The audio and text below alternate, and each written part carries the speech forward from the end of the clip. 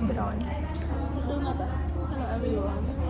Bữa là lên bóng mà đi từ trong đám thời gian hai mau mở sai con mũi mở cái ban mà Trời bật ơi. rồi thì rõ Ta lại nó cái lưỡi cái men đã không mời cái chấm. nhận thấy nó bằng qua bị cast ngập đây nâng mũ á mở tại không luôn được đỡ tập hiệp chụp được lại cho cái mất đại chua thì mất lên đi. bạn đi Phật này Ngày lưới yang áp là và hot cappuccino một chút à trong không sao xin tốt cái chăm sóc trong Phật cô bảo hay làm vậy vậy có làm mà được không xỉa hay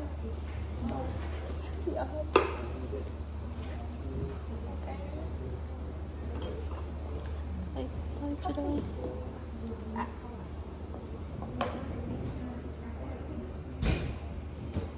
vitamin C không chịu đỏ không ít sốt mong mà đi mong mà đi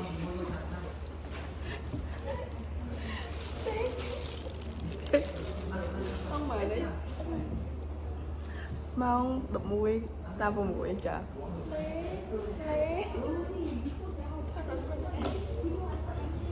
mới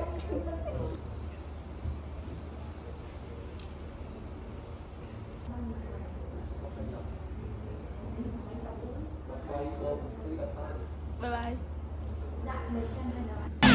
Remixed by Mr. Snake. PSNG.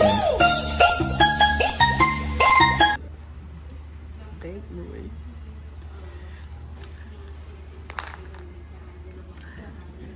mình liền mong phi nên next step mũi